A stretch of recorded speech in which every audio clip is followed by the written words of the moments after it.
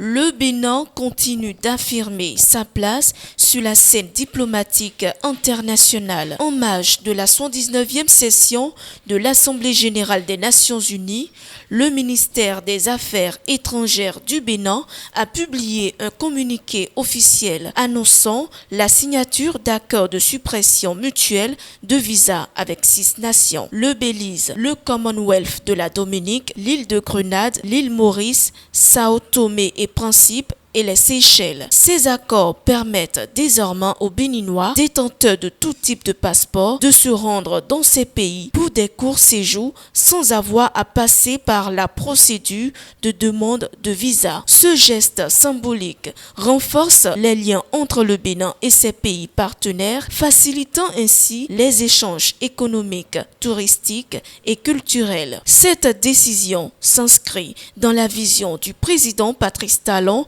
qui œuvre depuis son arrivée au pouvoir pour un Bénin plus ouvert sur le monde. Le gouvernement béninois voit dans ces accords une opportunité de favoriser la mobilité internationale de ses citoyens et de faciliter les échanges extérieurs. Pour le Bénin, ce n'est qu'une étape dans un processus plus vaste de coopération internationale. Le ministère des Affaires étrangères a exprimé sa gratitude envers ses pays partenaires et a réitéré son engagement à poursuivre des négociations avec d'autres États pour élargir le réseau des pays exemptant les Béninois de visa. Il faut rappeler que le Bénin a exempté tous les citoyens des pays d'Afrique de visa pour entrer sur son territoire. Depuis 2016, on a fait tout et tout ce qu'on pouvait faire. On n'est d'ailleurs pas au bout du boulot parce que beaucoup de choses sont encore dans le dur. Mais ce qui est certain, c'est que le principal objectif que nous avons poursuivi dans le programme d'action du gouvernement, qui a été chiffré, c'est donner du travail à nos compatriotes, et en particulier aux jeunes. Quand vous lisez le programme d'action du gouvernement, sur les objectifs qui sont affichés, c'est le principal sur lequel nous avons pu dire: vous allez nous juger sur ceci, sur notre capacité à créer des emplois pour le futur. Et sur le PRG1, je peux vous dire avec plaisir que sur le premier quinquennat, nous allons créer plus de 800 000 emplois. Ce qui nous a permis, lorsque nous étions en train de préparer le deuxième programme d'action du gouvernement, celui qui pourrait de 2022 à 2026, nous nous sommes donnés pour objectif de créer 1 300 000 emplois. Et là aussi, nous avons pu créer en 2000, après 2023, c'est-à-dire à la fin de l'année dernière, alors qu'il nous reste au moins 2 ans à courir, nous avons pu créer exactement 1 300 000 emplois. Mais quand nous allons dans toutes les communes, nous allons dans les arrondissements, un des sujets qui revient concernant surtout de la jeunesse, c'est l'emploi. Il faut des emplois. La LPE s'est déployée sur toutes les plateformes, y compris sur TikTok, pour dire voilà les possibilités qu'il y a. C'est pour ça que, premièrement, je veux lancer cette tournée, mais aussi donner des messages. Que ce soit pour la recherche d'un emploi dans l'administration, que ce soit la recherche d'un emploi dans le secteur privé, il faut être courageux, résilient. Il ne faut jamais se décourager.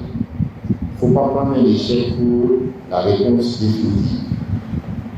Vous avez une réponse négative, allez réfléchir.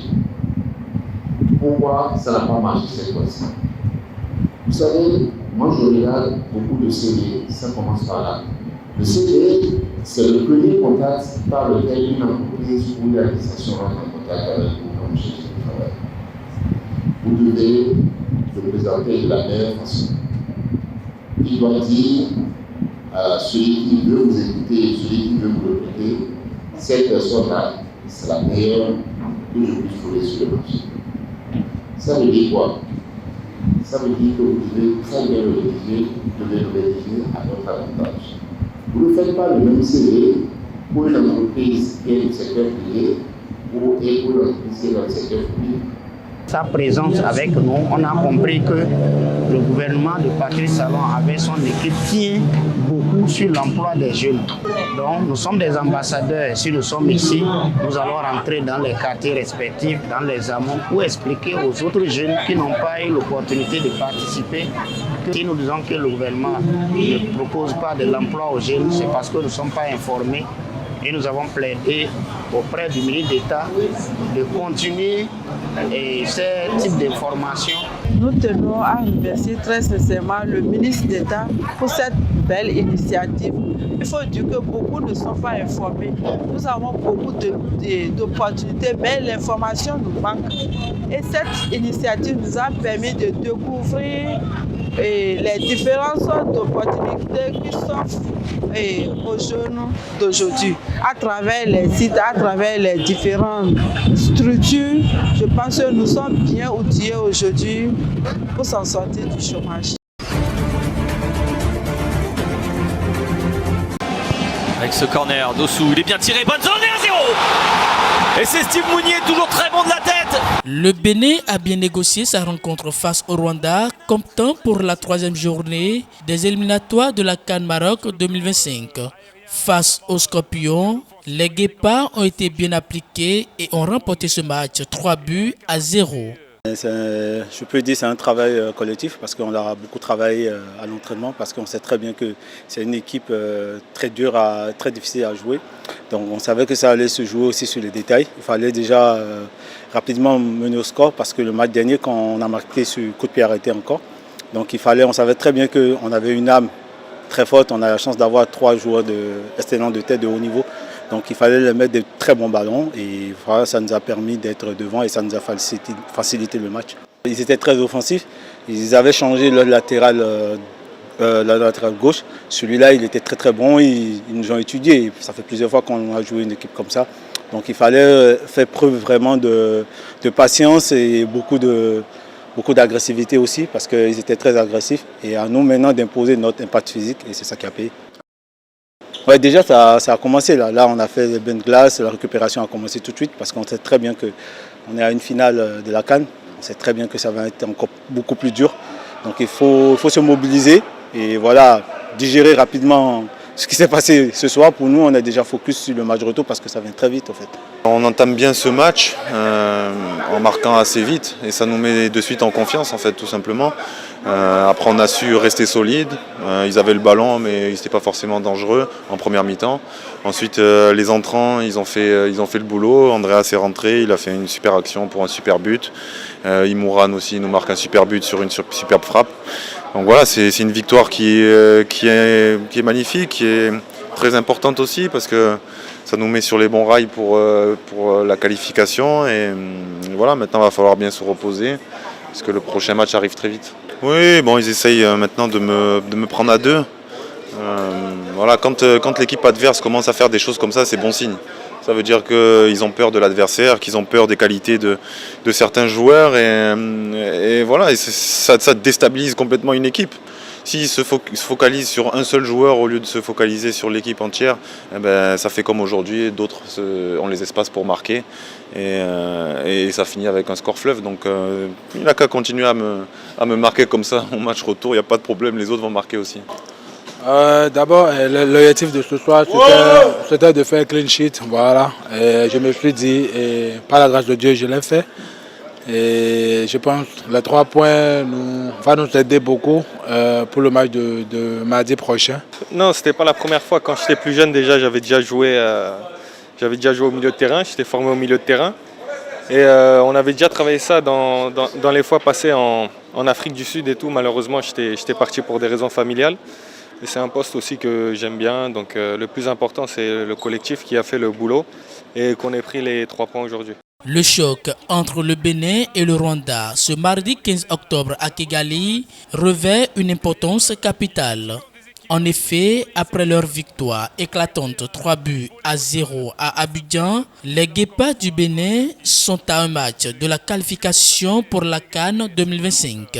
Une nouvelle victoire face aux Amavubi garantirait aux hommes de guerre notre leur billet pour la phase finale, les plaçant en position idéale pour se détacher définitivement dans le groupe D. Cette rencontre est donc une véritable opportunité pour les Béninois de confirmer leur montée en puissance et officialiser leur qualification. Un dernier arrêt et le Bénin s'impose 3-0. On a des jeunes joueurs qui étaient avec les U20 il n'y a pas longtemps, qu'on a pu repérer et petit à petit emmener c'est pas encore le plus haut niveau, mais à un bon niveau, on va dire. Et je crois qu'avec les 5 ou 6 là qui sont dans cette équipe, plus devant Andreas qui était aussi français avant, binational comme on dit, qui a opté pour nous, on peut dire qu'il peut y avoir quelque chose de bien qui va venir. Mais il y a encore beaucoup de travail à faire. Alors, comme vous voyez, on a 5 ou 6 joueurs locaux dans l'équipe, les Moumini, même Hassan, le buteur, il est toujours à l'Autopopo. On a des joueurs qui sont, je pense, dignes aussi de faire une carrière dans des grands clubs professionnels.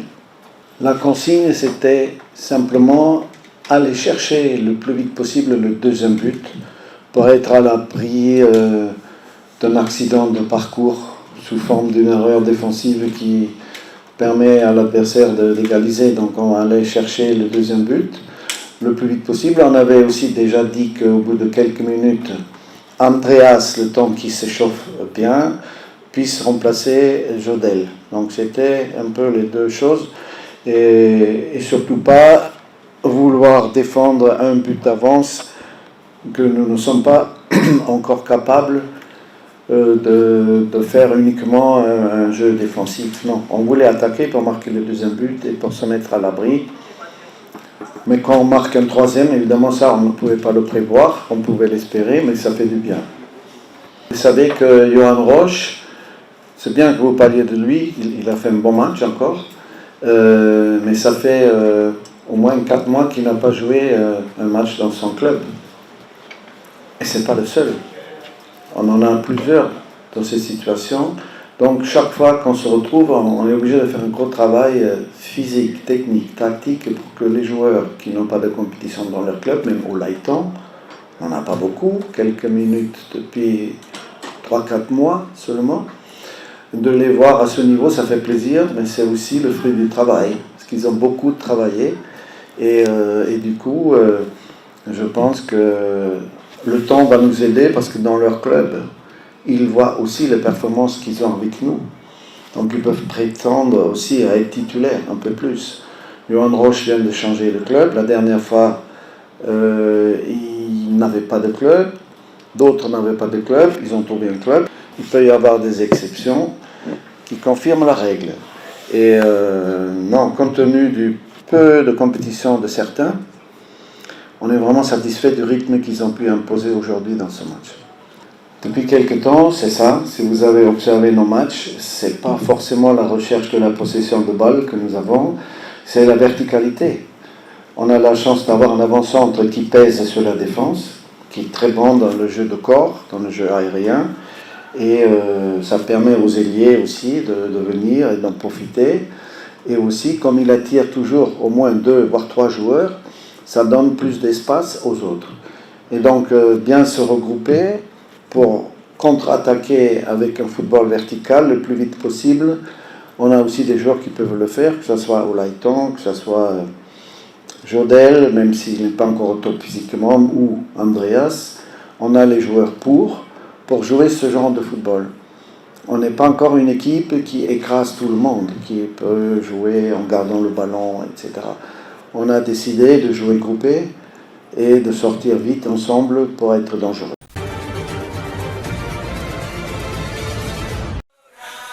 À Accra, les évêques de l'archidiocèse ont organisé une marche contre le galamsey, une forme d'exploitation minière illégale au Ghana qui détruit les cours d'eau et les écosystèmes. Les manifestants réclament une meilleure protection de l'environnement.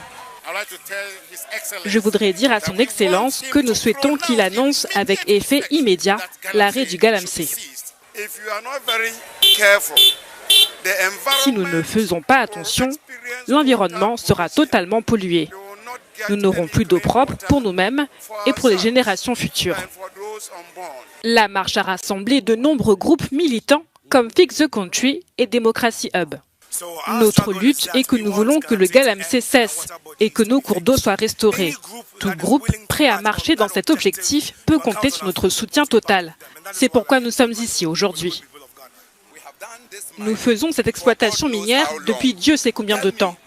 Est-ce que les revenus miniers ont permis le développement d'une infrastructure? Nous continuons d'emprunter pour résoudre tous les problèmes. N'est-ce pas révoltant? La marche s'est terminée au temple Chris the King, où une pétition a été remise. C'est un combat pour tous, les décideurs, ceux impliqués dans l'activité, nos leaders, et en réalité, chaque Ghanéen. Nous avons la responsabilité d'agir avec sagesse et de manière responsable. Le choix du temple Chris the King est symbolique. Il est situé près de la place de la Révolution, un lieu où les militants pro-démocratie avaient autrefois été réprimés. La marche s'est pourtant déroulée de manière globalement pacifique. Cela pourrait marquer un changement dans la stratégie policière envers les manifestations pour l'environnement.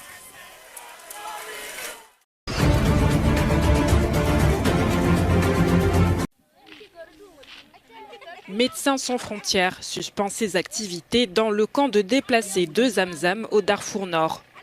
L'ONG a pris cette décision en raison du blocage de l'aide humanitaire par les forces de soutien rapide qui assiègent la ville d'Al-Fashir. L'armée soudanaise bloque aussi l'accès aux zones sous contrôle des rebelles. Conséquence, des milliers d'enfants sont en danger. Médecins sans frontières a dû arrêter les soins pour 5000 enfants dans le camp de Zamzam. En août, une famine a été déclarée dans le camp. D'après Médecins sans frontières, un enfant y meurt toutes les 2 heures en raison du manque de nourriture. Depuis la fin du mois de septembre, l'organisation n'a plus assez de réserves pour apporter une aide alimentaire aux enfants. La situation est critique. L'organisation appelle à une aide urgente en nourriture et médicaments pour venir en aide auprès de 450 000 déplacés.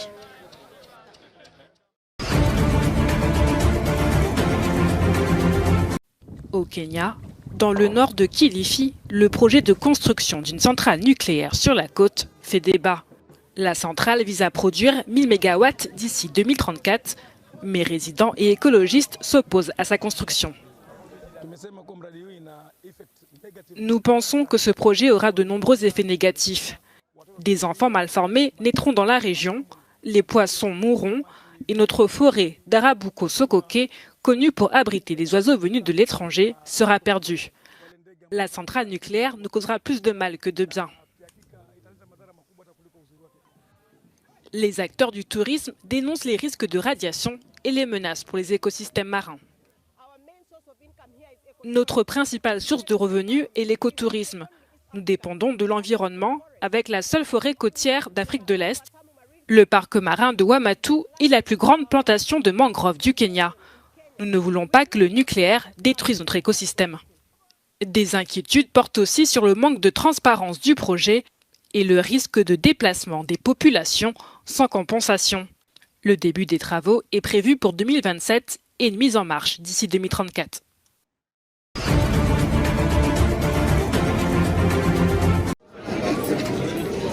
Les Mozambicains sont toujours dans l'attente des résultats des élections présidentielles et législatives de mercredi. Alors que les opérations de compilation des votes se poursuivent, l'opposition dénonce déjà des irrégularités dans l'absence de ses représentants dans certains bureaux de vote.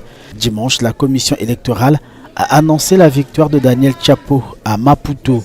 Le candidat du Frelimo, le Front de libération du Mozambique au pouvoir, est crédité de 54% des suffrages dans la capitale, contre 34% pour Venancio Mondlane, candidat indépendant, alors que Ofuso Momade de la Renamo, le principal parti d'opposition, n'a obtenu qu'un peu plus de 9%. La Commission électorale nationale a jusqu'au 25 octobre pour rendre sa copie, mais l'indépendant Venancio Mondlane a déjà revendiqué sa victoire finale. Le candidat du parti au pouvoir de son côté a appelé les électeurs à attendre les résultats officiels. L'opposition accuse la commission électorale d'être proche du pouvoir, même si son verdict doit être validé par le Conseil constitutionnel.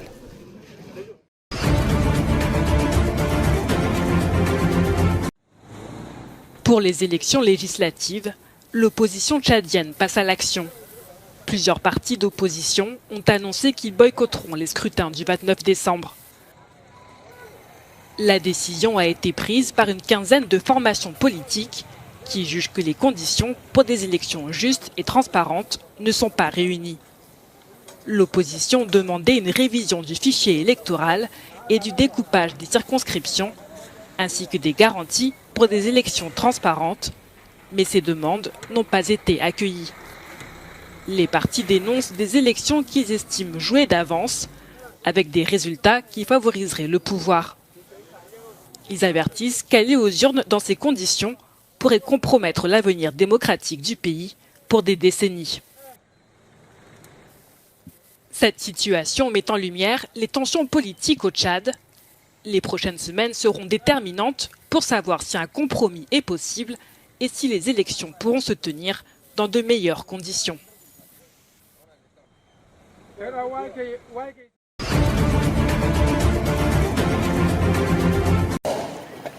Des inondations en Afrique de l'Ouest et centrale ont déclenché une crise pour près de 2 millions de personnes. Le Tchad est l'un des pays les plus durement touchés. Les pluies abondantes ont inondé les 23 provinces du pays, causant plus de 500 décès, emportant des milliers de maisons et détruisant plus de 400 000 hectares de terre. De plus, les routes et les ponts ont été sérieusement endommagés, rendant l'acheminement de l'aide humanitaire difficile. Les femmes, en particulier celles qui sont enceintes, sont les plus vulnérables.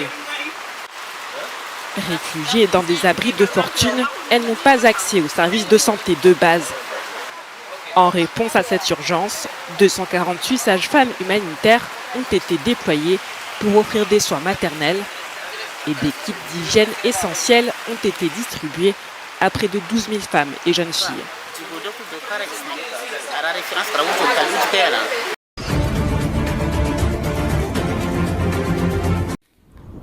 En Zambie, c'est une lutte quotidienne pour avoir de l'électricité. Des mois de sécheresse ont laissé le barrage de Kariba avec trop peu d'eau pour faire tourner ses turbines. Résultat, la population est confrontée à d'importantes coupures d'électricité.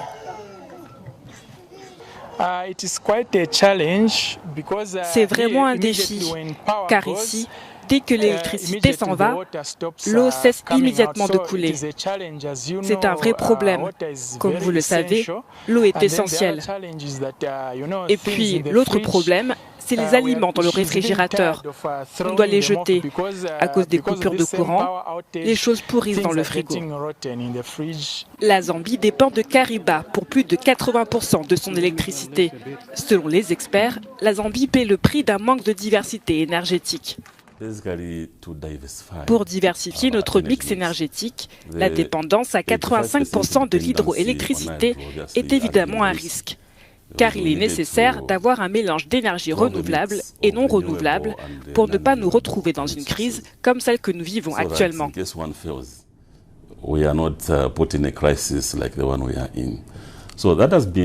C'est ce que nous avons recommandé au gouvernement.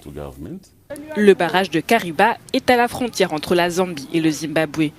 Construit en 1950, il devait fournir une source constante d'énergie hydroélectrique aux deux pays.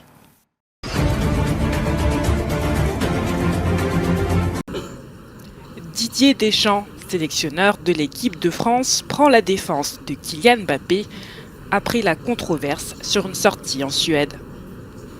Le joueur du Real Madrid a été aperçu dans une boîte de nuit pendant que ses coéquipiers jouaient contre Israël lors d'un match de Ligue des Nations à Budapest.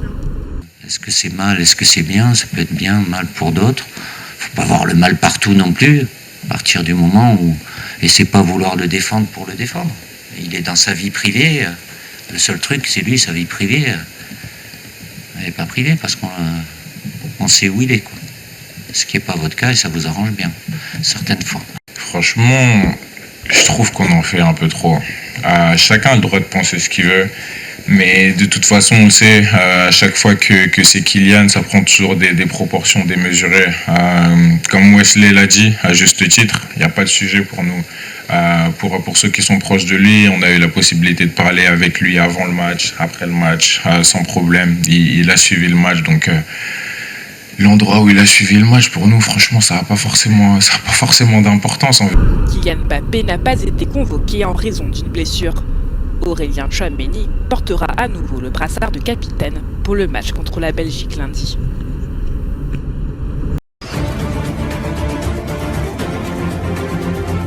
Nouvelle vague d'évacuation à Gaza.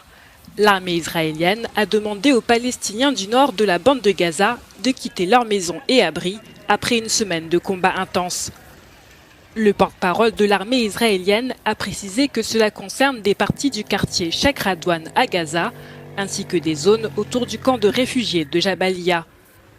Les habitants sont invités à se diriger vers Mouassi, une zone jugée humanitaire par l'armée israélienne au sud de Gaza.